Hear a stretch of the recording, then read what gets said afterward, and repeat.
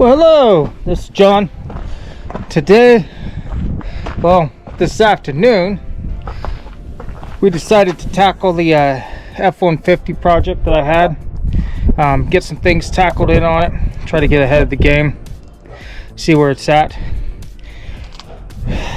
What we got is this plate. For some odd reason, I probably imagine it's probably for some type of crash crinkle support. Ford has a wavy frame design up here, so we got to install this frame and get the wave in the right spot. And that looks like I'm off a little bit on that one, which it needs to come back just a pinch, which we'll fill that with some weld. But there's that.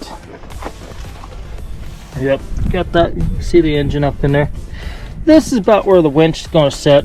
Now, as you can see, I got to come up just a pinch more where the bolts are, so I'm about ready to move the pickup closer to the shop so I can start welding on it.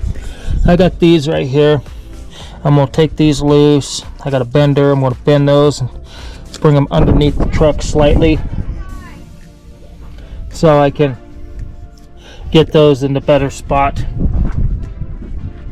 And then to do this, to start off with, what you will need, you'll need a 21 to remove the bumper. You'll need a 15 for this little plastic piece, or no, you'll need a 15 for these bolts right here that come out of your towing areas or recovery points. Then you need a 13 for this piece of plastic right here. I don't know exactly what it's for. All I know is they have it on there, and I don't understand it. And well, because it was there, after I get everything put back on and reinstalled and get the bumper adjusted up against everything, I'll go ahead and do that. But this is where it becomes fun. Is I want my winch fairly to be right here in the center of this section right here, so I don't have to modify the factory bumper. I want it to look about as stock as possible, but I want to get that in place. I'm getting things polished. Well, we got the winch installed. Everything worked out good. It's daylight out now, so you can see it, but as you can tell, the waviness of the Ford frame down there on either side, so I had to cut a piece of cardboard, make it. I installed the winch down here. As you can tell, everything fits. I had to move the controller over a little bit, hang it off the side here, which works out good. It keeps the wires off the hoses here, and I just, for really quick reference, just quick wrap those. Ran it up.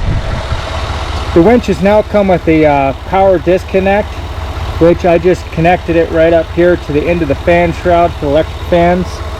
Everything seems to be good there. Power, because my yard isn't 100 feet long with all the stuff here, what I ended up having to do was I hooked it up to the back of the service truck and then ran it back for a 2-to-1 pull. Left the truck in neutral. I like to give it a little bit. That's another reason why it's a 2-for-1, is I'm also out on the red. I like to get a full wrap on these before you use them. And I suggest anytime you guys put a winch on, before you go out and use it, you unspool it and then wrap it up yourself or spool it back up yourself, just to get anything out of it and get the line tight, because the last thing you want is a loose line on the bottom and the top line be tight and jump down in there. It will create a jam inside that winch that you don't want to know about, especially like with a winch like that where I got everything integrated inside.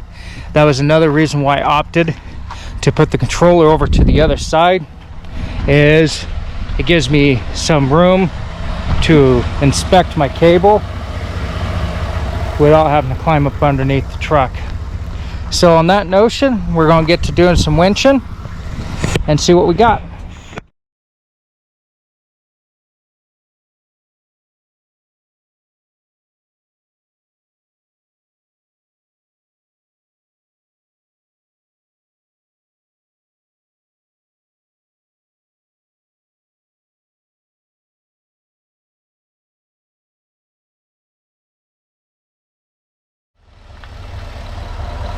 Well, there she is. Winch is spooled up.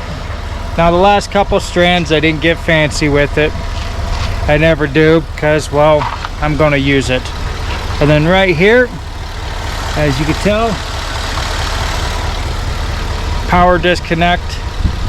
So we just go ahead and turn that, just like that, over to here. Now the power is shut off.